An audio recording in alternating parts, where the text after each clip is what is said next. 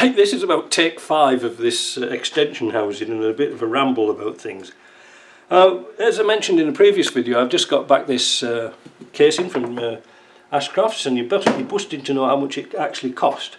To buy all the kit, the bearing, the pump, the gaskets, everything here, the modified ring, that turned out to be £190. That's including the bearings, everything you need. The one thing that's not included, which I've got here as a spare set, is the gears. Now, when I opened this box the other day and see what was inside here, I was quite surprised that the pump wasn't included, and that's the reason why you have to buy some gears, either new gears, and that's why it wasn't assembled. All right, so just be aware of that if you're going to order this kit. Value-wise, I think it's not too bad. If you're considering you're getting a new pump body and a cap and the screws and the bearings and the little bushing that's supposed to go on the end of the shaft here, because that is like a little spacer, because the bearing's a bit bigger but the inside's bigger. You don't have to worry about that too much for the bearing that goes in here for the main shaft, because it's the inside of the bearing that goes on here is the same size. All you have to do is machine this bit out. Now the problem, like we didn't know, we couldn't quite work out because we didn't have a gearbox to play with, was how deep does this go. So now we can take a measurement off here and machine this one. All right. Now we did something a little bit different, and you've probably seen down on the bench what the difference was. So I'm going to use a pointed stick here and do a little tiny zoom and hope you can see this. The problem when you machine this pump out to take this housing out to take a bigger bearing is that here, for example, this is one of the holes that you put the screws in, the long screws from the outside. These ones here, they're the Ashcroft modified screws. And I've noticed here one of the holes, they've had to plug it up and drill and tap it out because they've cut through it. Because they've cut through an original screw, and they've got a dowel pin here, a dowel socket hole here, because the pump's got a dowel in it so it doesn't turn. Because if you don't get it in line, well, you're going to have problems getting oil around. So how did we do it? Because we used an original pump, and I've got one here somewhere. Down here. So what we did was we had a bit of think about it. When you see here where the screw hole is, I'll try and do a digital zoom on this, but when you put if you put a stud in instead of the bolt or a set screw, whatever you want to call it, the thread is just a little bit too large. So if you're putting a screw in, you wouldn't be able to screw it in because the bearing would be in the way.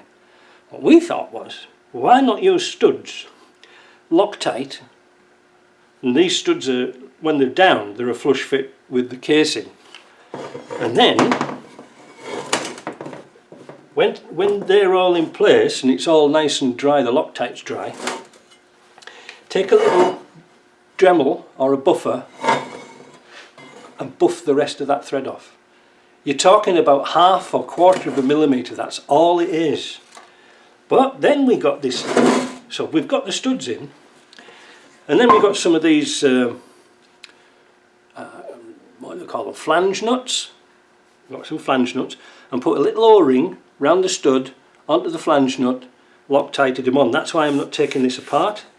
And you can see here, they are not touching at all, they're undersized. So that was a great idea, it worked beautifully.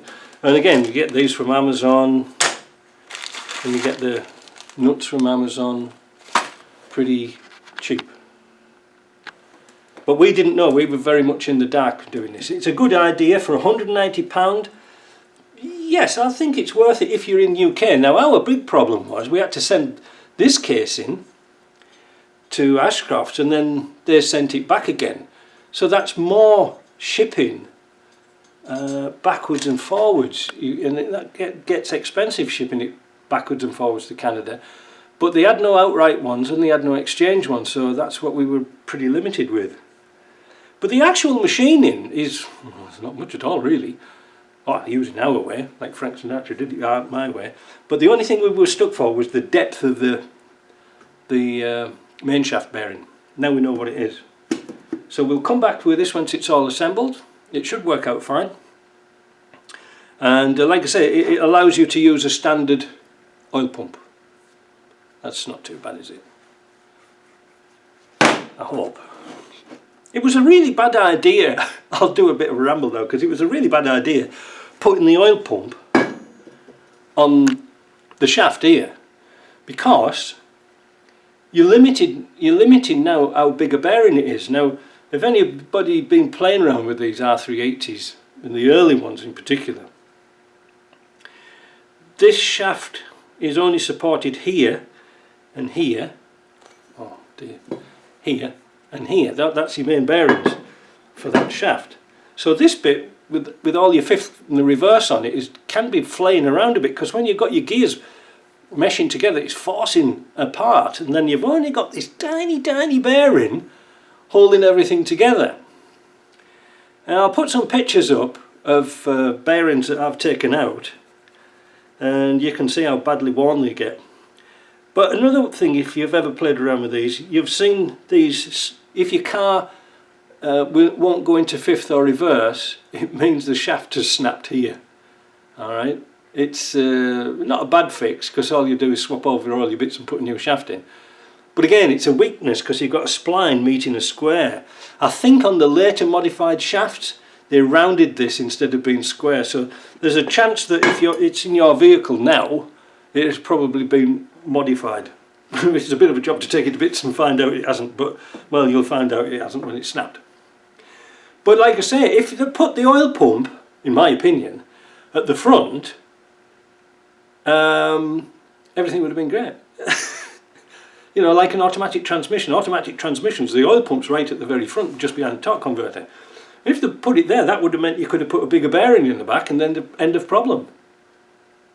You know, because you've got plenty of room. Look at, I mean, look. You could put a full-size bearing in there instead of using a bloody oil pump. I don't know, it just takes a bit of working out, doesn't it? But anyway, I think our system will work here. I'm very tempted when I build this gearbox up to put my casing on and just dry fit it, make sure all the shafts turn before I put this one on, and then I can be sure we've got all our alignments right. I can't see us being out. The only problem was that we were thinking of was when we come to this one, was were we too far this way or that way? We knew we were in the right centre, because all JP has to do is pick up off the centre of the old bearing and just make a bigger diameter. But we didn't know depth, and now we do. Alright? So if you're in the UK and you want bearings, you know, the whole kit, I don't think Ashcroft, I'm not doing any promotions for them, but I think it's maybe an easy way to do it.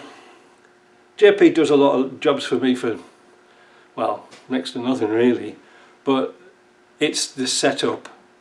And I'm going to take this down tomorrow to talk to JP and see if he can do it.